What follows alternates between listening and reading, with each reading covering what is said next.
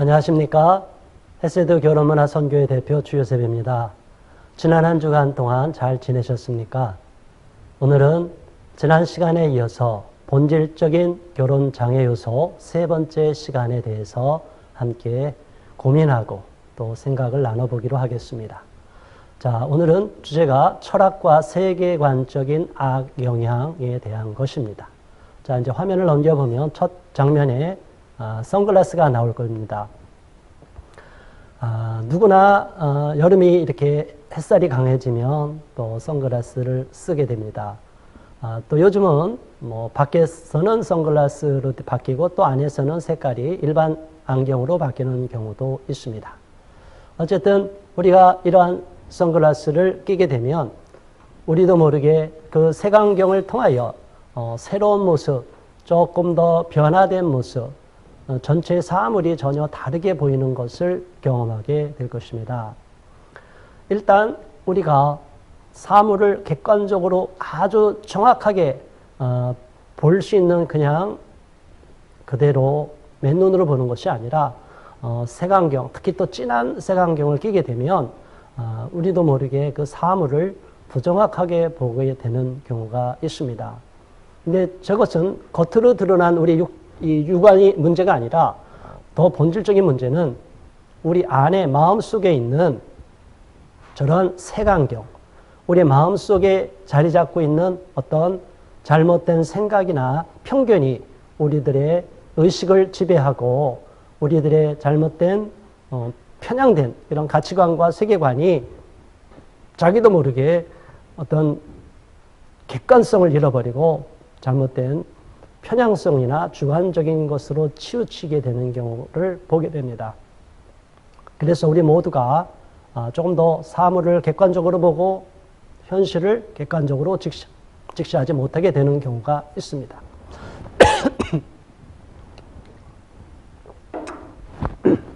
죄송합니다. 자, 우리 오늘 첫 번째로 살펴볼 내용은 결혼장애 요소의 세 번째 시간의 첫 번째는 우리 눈의 부정확성에 대한 것입니다. 저 이제 색안경을 넘어서 다음 장면 한번 열어주시기 바랍니다. 다음 장면의 화면을 보면 우리가 눈으로 보는 이 시각에 대한 것, 또 눈으로 보는 시력으로 바라보는 그냥 눈의 그 능력이 아니라 눈으로 바라보는 그 모든 것에 대한 것을 좀 우리가 알고 있는 것과는 좀 다른 각도에서 보게 되는 경우가 있습니다. 저와 여러분은 사람이기 때문에 그 사람의 그 한계성이 있습니다. 누구든지 자기가 보고 싶은 것, 눈으로 보는 것을 다 믿고 싶고 또 그것이 전체라고 이렇게 과신하는 경우가 있는데 눈에 보이는 대로 보면 함정에 빠지는 경우가 있다. 그냥 사물을 볼 때는 어느 정도 객관성을 갖게 되는데 또 사물이라 하더라도 여러 가지 착시 현상에 의해서 부정확하게 보는데 사람에 대해서 또 눈에 보이지 않는 어떤 무형의 실체에 대해서 우리가 평가하고 판단하게 될 때에는 눈에 보이는 대로 겉모양만 갖고 볼 수 없는 그 본질적인 문제가 있다는 것을 우리가 알고 넘어가야 된다는 내용입니다. 이렇게 우리 빛에 대해서는 여러 가지 과학적으로 보면 감마선, X선, 자외선, 적외선, 초단파, 라디오파 이렇게 나옵니다. 그리고 우리 눈으로 보이는 빛의 파장을 보면 나노메타 단위를 쓰는데 10억분의 1 밀리미터, 10억분의 1 미터, 또 100만분의 1 밀리미터를 이제 나노메타라고 하잖아요. 이게 나노메타로 보면 무지개 색깔로 보면 일반적으로 빨주, 노초, 파남보 이렇게 빨주, 노초, 파남보 이렇게 내려가면 그 파장이 700 나노메타대가 있는 것은 빨강이고 맨 아래 보라색은 400 나노메타. 또 어떤 평가에 의하면 300 나노메타. 어쨌든 굉장히 좁은 따져보면 300 나노메타 사이만 우리가 눈으로 보는 그런 파장인을 구분해서 가시광선으로 볼 수 있다고 합니다. 자, 그러면 빛은 여러 가지 그 이상의 파장도 있는데 우리가 그 모든 세계를 다 알 수가 없는 것이죠. 그러니까 우리가 눈으로 본다고 다 전체를 파악할 수 있냐? 그렇지도 않다는 것을 말하고 있습니다. 그리고 사람을 볼 때도 가장 실수하기 쉽고 어렵다고 하는 부분이 무엇입니까? 우리 옛 속담이 있지 않습니까? 10길 물속은 알아도 한 길 사람의 속은 알 수가 없다. 굉장히 쉽지 않은 얘기죠. 그 사람이 정말 그랬나? 아니, 그 사람이 그런 일을 저질렀어? 오늘날 우리가 뉴스에 나오는 경우도 보고, 이런 많은 이상한 사건들을 보면, 끔찍한 사건들을 보면, 전혀 겉으로는 그렇지 않은 사람이 돌발적인 모습을 보이는 경우가 있습니다. 자, 그렇기 때문에 저와 여러분은 항상 그 사람에 대해서 겉으로 드러나는 평가와 그 객관적으로 지금까지 데이터로만 나왔다는 것이 전부가 아니고 내가 직접 그 사람을 부딪혀가면서 나름대로 평가 기준을 갖고 계속 그 사람에 대해서 한번 검증하고 검증해 보아서 괜찮다라는 확인이 될 때까지 맹신하거나 완전히 그 사람을 덮어놓고 믿어서는 안 된다는 것을 말하고 있는 것입니다. 그래서 우리도 모르는 사이에 사람의 판단에 있어서 실수를 해서 인류 역사에 많은 사람들이 후회를 하고 실패의 인생을 살고 그동안 쌓았던 모든 업적과 성과를 다 물거품으로 날려버리는 경우가 있습니다. 저는 결혼이란 문제를 이렇게 국한시켜서 남녀 간의 문제를 놓고 이 문제를 한번 살펴볼 때 여기에도 이 문제가 해당이 됩니다. 특히 남성과 여성,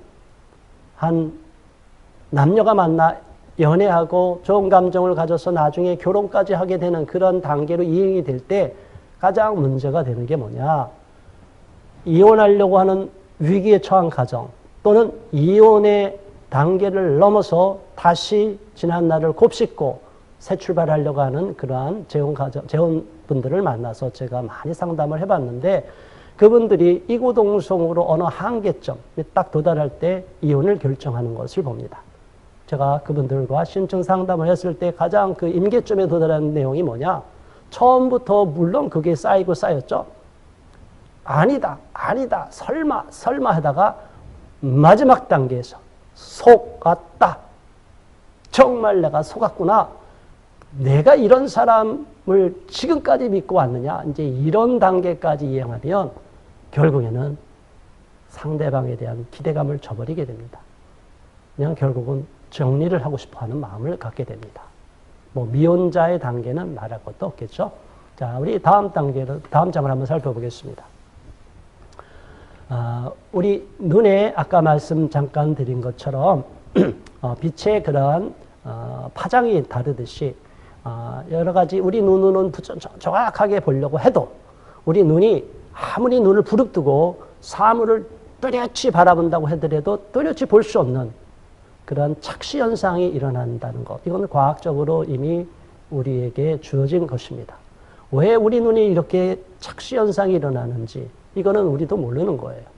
일단 우리 눈은 과학적으로 검증된 것은 뭐냐? 우리 눈은 그렇게 생각한 것만큼 객관성이 있지 않다. 나름대로 우리가 정확하게 사물을 객관적으로 보는 것 같지만 실질적으로는 나중에 보면 삐뚤어지게 보고 있는 이 간섭, 여러 가지 착시 현상에 의해서 삐뚤어진 것을 진짜인 것처럼 착각하고 있다는 것을 말합니다. 기하학적인 눈의 그런 일반적인 착시도 있고 또 여러 가지 사물 크기 형태에 따라서 운동의 착시 이런 것도 있는데 기하학적인 착시가 일반적으로 많이 알려져 있습니다. 그런 기하학적인 착시 이 현상에 보면 이제 여기는 화면에 잘 안 보이지만 예전에 한번 제가 이 부분을 다뤄본 적이 있습니다. 그래서 밀러 아이어 똑같은 선인데 화살표가 바깥쪽으로 꺾여 있느냐 아니면 안쪽으로 이렇게 꼬부러져 있느냐에 따라서 그 길이가 전혀 차이가 나는 밀러 라이어 착시가 있고 체르너 착시 똑같은 선 두 번째에 보면 일직선인데 사선 빗금선이 이렇게 쭉 쳐지면 이 일직선들이 삐뚤빼뚤하게 보이는 거예요. 서로 기울어진 것처럼 보입니다. 페겐도르프 착시 약간 굴절 현상과 비슷한 것이고 분투착시도 마찬가지고 이게 선에 의해서 일직선, 평행한 선이 이렇게 굴곡진 것처럼 보이죠. 헤링의 착시도 그러고 에빙하우스 도형 가운데 원은 동일한데 바깥의 원의 크기에 따라서 크게 원에 있는 것은 작게 보이고 오히려 작은 원에 둘러싸여 있으면 오히려 더 크게 보이는 이런 착시 현상이 나타난다는 겁니다. 이것은 다 과학자들이 나중에 검증하고 확인한 내용입니다. 그러니까 우리 눈을 너무 과신하면 안 된다는 걸 제가 설명하기 위해서 제가 이런 말씀을 먼저 드리는 것입니다. 저도 이런 사실을 몰랐을 때는 제가 눈에 보이는 대로 판단한 것만이 다 맞는다고 확신했어요. 그런데 알고 나니까 제가 눈으로 본 것 자체도 카메라 사진기처럼 정확하게 찍은 것 같은데 실제로는 그렇지 않다는 거예요. 뭔가 이렇게 자꾸 삐뚤어지게 보였다는 것이죠. 이것은 단지 우리 육신의 눈만을 말하는 것이 아닙니다. 우리의 마음에 보는 눈도 사람이나 사물에 대해서 어떤 또 다른 어떤 가치관을 논하는 어떤 문제에 대해서는 저런 약간의 편향성과 굴절 현상과 착시 현상이 나타날 수 있다는 것을 말하고 있기 때문에 우리가 너무나 눈에 보이는 대로 보기에 너무 멋있다, 보기에 너무 아름답다, 보기에 너무 최고다 이렇게 겉모양에만 치우치지 말라는 것을 우리에게 교훈하기 위해서 제가 말씀을 드린 겁니다. 그 다음 장으로 넘겨줘 보시기 바랍니다. 자, 우리가 얼음, 여름에 시원한 얼음을 먹지 않습니까? 일반적으로 상온 한 4도씨 경우는 섭씨 4도에는 한 8.3%가 이게 수면 위로 뜬다고 합니다. 약 12분의 1이 뜨는 거죠. 가라앉은 것은 약 91.7%. 그런데 이제 바닷물로 가면 바닷물은 이렇게 PSU로 따지면 이게 엄밀하게 하면 소금의 실질 농도를 이렇게 쭉 따지면 약 35 이렇게 정도 퍼밀로 따지면 35 퍼밀. 그러니까 1000분의 35 그러니까 약 3.5%가 소금 농도가 있습니다. 그래서 부력이 좀 높아지죠. 그리고 북극과 남극으로 내려가면 그 온도가 막 영하 40도, 50도 막 굉장히 내려가죠. 그러면 바닷물도 얼고 얼음데다가 또 얼음이 쌓이고 그래서 저 빙산 같은 경우는 약 17% 이 정도 많으면 뭐 그 이상도 되지만 약 20% 플러스 마이너스로 20% 정도, 약 5분의 1 정도가 떠 있는 것으로 일반적으로 알려져 있습니다. 자, 그러니까 사람은 겉모양은 사실은 드러나 있는 저 얼음의 윗면, 빙산의 윗부분이 해당이 되는 거죠. 그러니까 저도 마찬가지예요. 여러분이 저를 이렇게 겉모양을 보고 계시는데 저 자신에 대해서 여러분이 알고 있는 것은 극히 일부에 불과할 것입니다. 지금 단지 제가 지금까지 조금 말했던 것, 그리고 겉모양으로 보이는 것 같고 여러분은 저를 평가하실 수 있어요. 그런데 그것이 저에 대한 전체냐면 전체는 아닐 거예요. 마찬가지로 저도 여러분을 직접 만나서 그동안 겪어보고 살펴보고 오랫동안 교제하지 않고서 어느 순간에 잠깐 보고 나서 그 사람은 그러해. 내가 보니까 그 사람은 틀렸어. 그 사람은 뭔가 아니야. 그 사람은 너무 대단해. 이런 식으로 너무나 짧은 시간 그 사람을 봤는데 그거를 전체로 과신하면 위험하다는 것을 말합니다. 특히 남녀 간의 관계에 있어서 겉으로 드러나는 외모와 아름다움, 미모, 섹시함, 멋진 근육남 이런 것이 전체를 다 상징하지도 않고 또 그 사람이 갖고 있는 능력, 재력, 혹은 집안 이런 것만이 또 전부가 아니다는 것을 우리가 알아야 된다는 것입니다. 그래서 사실은 우리가 이게 의식이 있는 건데 정신분 이쪽으로 가면 우리가 심리학에서도 이제 의식과 무의식의 그 영역을 또 나눠서 보지 않습니까? 그러니까 이 무의식의 영역이 훨씬 더 넓은 면적을 차지하고 있고 더 많은 영역을 차지하고 있다고 하는데 우리는 의식하는 것만이 전체라고 또 생각할 수 있는 그런 단점을 갖고 있고 착각에 빠질 수도 있다는 것이죠. 그래서 사실은 조심스럽고 인생을 지혜롭게 살기 위해서는 눈에 보이는 대로 속단하지도 말고 사람을 겉모양을 갖고 전체라고 오진을 해서도 안 된다는 것을 말하고 있는 것입니다. 만약 다른 사람이 저를 겉모양 한 번만 보고 저 사람은 저럴 거야. 자기 나름대로 단정을 짓고 규정을 짓고 좋다, 나쁘다 이렇게 저를 평가한다면 얼마나 기분이 나쁘겠습니까? 마찬가지입니다. 우리도 다른 사람을 놓고 볼 때 그 사람을 조금 더 내면, 외면을 종합적으로 고려해서 살펴볼 필요가 있다는 것을 말합니다. 그러나 미혼자들은, 특히 남성들은 여성의 외모만 갖고 거의 많이 치우쳐요. 외모의 아름다움, 본인이 기대하는 만큼의 수준에 도달하면 모든 걸 다 인생을 걸어버리려고 해요. 근데 사실은 여성도 외모만 아름답고 내면은 그렇지 못한, 외모의 수준에 내면의 수준이 받쳐주지 못하는 사람도 많습니다. 내면과 외면이 다 그렇게 최고의 수준에 도달한 사람이다. 너무 성숙한 사람이다. 너무 멋진 사람이다. 그러면 얼마나 좋겠습니까? 그런데 인간은 그렇게 완벽성을 갖지 못하기 때문에 우리가 겉모양만 갖고 너무나 오진을 하거나 거기다가 오리를 해서는 안 된다는 것을 잠시 설명하기 위한 것입니다. 그렇다고 무조건 겉모양이 그러면 예쁜 사람은 나쁘고 멋진 남자는 틀렸다. 이렇게 또 얘기하라는 것도 아닙니다. 지나친 가중치를 두지 마시고 다른 여러 가지 고려될 부분을 종합적으로 합산해서 살펴보라는 것. 그게 실수를 줄이는 방법이라는 것. 지난번에도 말씀드리고 제가 여기서 다시 한번 설명을 드리는 것입니다. 일반적으로 스펙을 좋게 하기 위해서 남성이든 여성이든 지금 스펙 쌓기에 너무나 열심히 애를 쓰고 있어요. 미혼 청년들 마찬가지입니다. 묻습니다.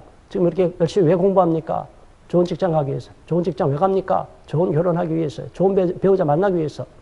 이게 우리가 보는 그 목표치가 결국은 자기가 가장 이상적으로 바라고 기대하는 그러한 배우자를 만나기 위해서 결혼해서 나름대로 행복하고 남들이 부러워하는 인생을 살고 싶어하는 그런 열망으로 차올라 있는 것입니다. 그것 자체가 나쁜 것은 절대 아니겠죠. 다만 그것이 목표치가 껍데기 하나만 갖고 누구 닮은 누구, 어떤 사람의 이미지를 닮은 누구, 뭐 이런 식으로만 고정화되어서 그 한 가지 기준점만 갖고 사람을 보게 되면 그 외모의 함정에 빠질 수 있다는 것을 제가 다시 한번 말씀을 드리니까 우리 미혼자들은 외모를 보되 내면의 모습, 그 사람의 내면과 외면을 동시에 같이 보는 현명한 그러한 판단력을 가질 수 있기를 부탁드리겠습니다.